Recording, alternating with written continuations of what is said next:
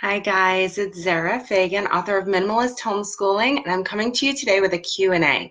So a question that I get a lot is from very new homeschoolers, so I wanted to put that out there because we have a lot of people who are just getting started this summer with kids entering maybe kindergarten, and they're wondering, how do you know whether you're doing enough when your kids are young, right?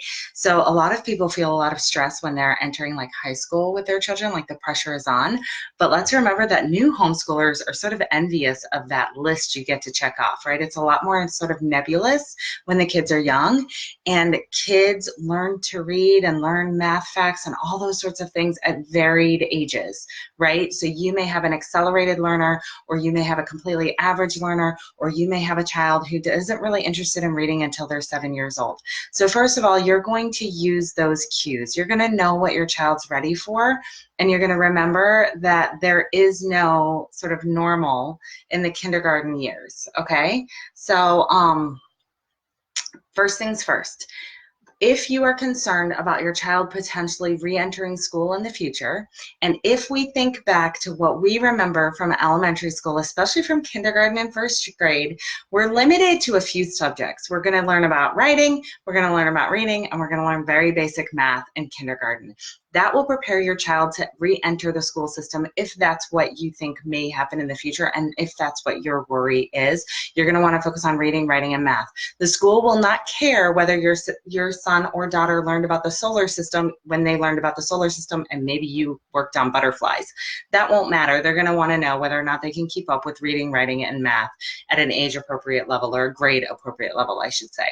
So let's simplify it like that. You want something that will teach your child to read wherever they are in that process, write wherever they are in that process, and learn math wherever they are in that process. Now I'm going to make it real simple for all the other subjects, because depending on what state you live in, they want you to cover other subjects as well. And a lot of us are fascinated.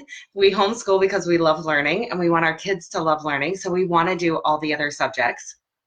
And then we're also concerned about them keeping up with their peers, so we want to make sure that we're checking off sort of boxes in social studies and history and science and art and all of those amazing, wonderful things. And so if you're concerned about those subjects, you have a few different options for how to keep that super simple.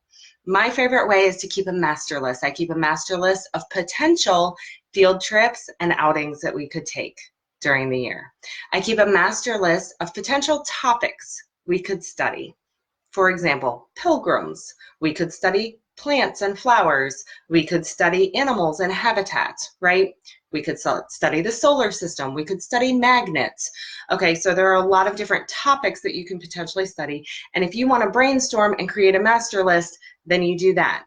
Okay, and so the other way that you could potentially keep your kindergarten year simple is you buy a book that tells you what topics are sort of expected during that year. There's a book called What Your Kindergartner Needs to Know. I'll give you the link for that. And so if you want somebody else to have done the brainstorming of the list, you just buy the book. The other option is to go and look at your state standards. So I'll put a link for that as well. Every state publishes their standards by grade. Those get a little like technical and sort of weird to look at sometimes, so it's not my favorite option, but it's there. So if you just want to keep up with exactly what the school is doing, that's an option. And then your fourth option for keeping kindergarten simple with all the extra fun stuff is to just wing it. So here's how it goes. If you have a master list or a book or a state standard, or you're just winging it, you pick a topic or two to study each week, and you stick with it until you're sort of done with it, and then you pick a new one. So for example, if I had a list of topics, I might head to the public library and say, you know what, today I think we're really ready for magnets and Mozart. So I'm going to make sure I check out some CDs of Mozart. I'm going to make sure I get some nonfiction books about magnets. I'm going to get a biography about Mozart's life, and we're going to go home and we're going to learn some stuff.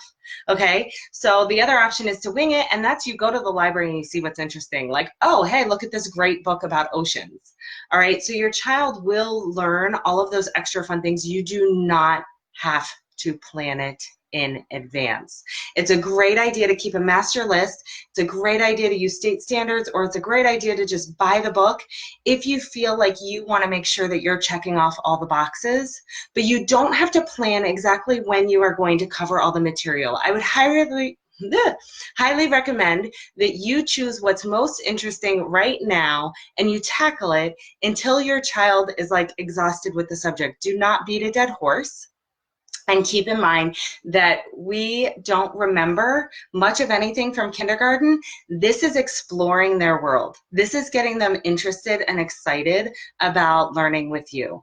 And then finally, if you miss something like the solar system, trust that they are going to learn it in a much more solid and in-depth nature when they're in junior high and high school. That is true for all of history, all of science, hopefully geography. They will have an opportunity to learn that in a very concrete way when they're in junior high and high school. So I hope that helps all of our new homeschoolers out there. And if you have any questions, go ahead and leave them below. And if you have a question you'd like me to answer in a future Q&A, you can leave that as well. So make sure you join our Facebook group. Go ahead and subscribe to my YouTube channel. And until I see you again, I'm wishing you all the simple things. Bye, guys.